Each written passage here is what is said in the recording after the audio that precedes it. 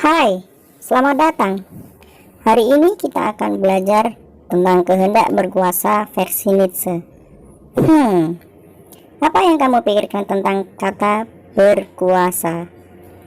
Apakah punya banyak harta, menjadi menteri, presiden, atau menjadi raja? Atau mungkin menjadi elit global? Tidak ada satupun dari sekian opsi penawaran makna di atas yang akan menjadi pembahasan utama kita. Saya ingin mengajak ke dalam pikiran yang berbeda dalam memaknai kata berkuasa. Oke. Mari kita kembali ke abad ke-19. Pada abad tersebut, lahir seorang tokoh yang banyak mempengaruhi dinamika kehidupan manusia pada abad ke-20.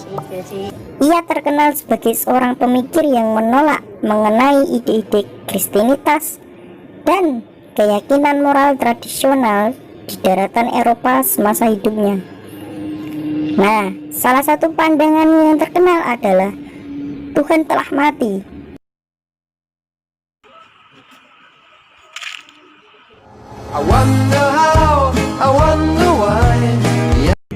Ia adalah Friedrich Nietzsche, seorang filsuf Jerman yang lahir pada tahun 1844 di daratan Eropa. Pemikirannya sangat berpengaruh di berbagai bidang, mulai dari arsitektur, fashion, seni, metodologi ilmiah, filsafat, hingga politik. Ia seolah-olah seorang nabi yang menghembuskan nafas pencerahan dengan kandungan kreativitas dalam memaknai kehidupan sebagai seorang manusia.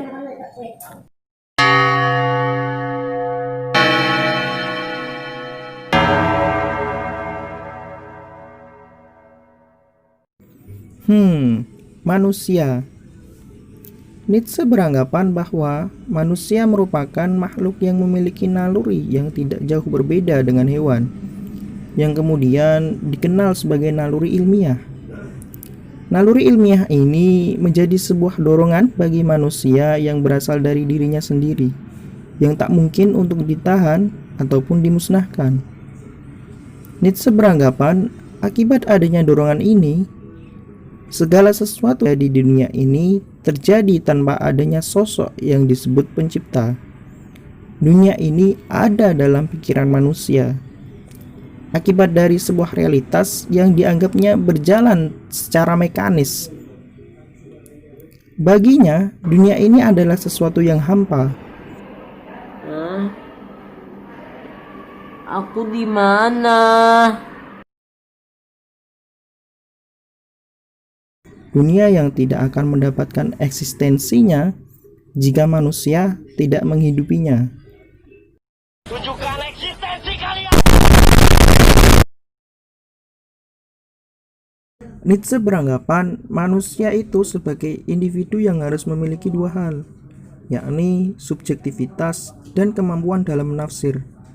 Dengan dua hal ini, manusia dalam pandangannya kemudian memiliki kemampuan untuk mengetahui sebab akibat dari segala sesuatu yang terjadi di dunia ini, yang pada akhirnya akan mendorongnya untuk melakukan aktivitas dalam menempatkan sesuatu pada tempat yang semestinya.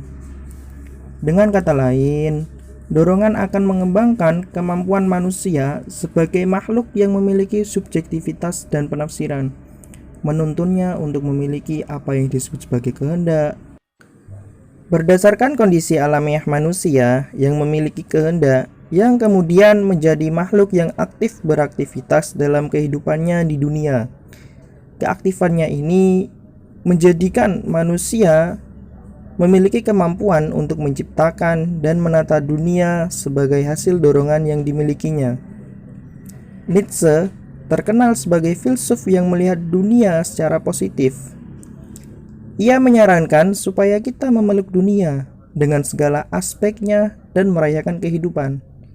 Ia menganggap dunia ini merupakan sebuah monster, sebuah permainan yang harus dirayakan, tak berawal hingga bahkan terbuka untuk dimaknai dan ditafsirkan dengan kehidupan yang dimiliki manusia. Dengan pandangannya itu, kehendak manusia lalu diartikan sebagai sebuah sukacita yang harus dirayakan sepenuh hati. Melalui perayaan tersebut, menjadikan manusia hidup dengan rasa dan berbagai sensasi yang tentunya bersumber dari dunia. Pada akhirnya, manusia dengan sensasinya tersebut terdorong untuk menciptakan dunia sebagaimana yang ia inginkan, menjadikan dunia sebagai kemakmuran, menjadikan dunia sebagai ladang harta, menjadikan dunia sebagai kebahagiaan, hingga menjadikan dunia sebagai permainan di tangan-tangan mereka. Hal inilah yang disebut sebagai kehendak untuk berkuasa. Berkuasa adalah sebagai makhluk yang mengembangkan kemampuannya sebagai dorongan ilmiah dan sebuah kebutuhan eksistensial. Oleh karena itu, dunia dalam pandangan Nietzsche dilihat sebagai kehendak untuk berkuasa,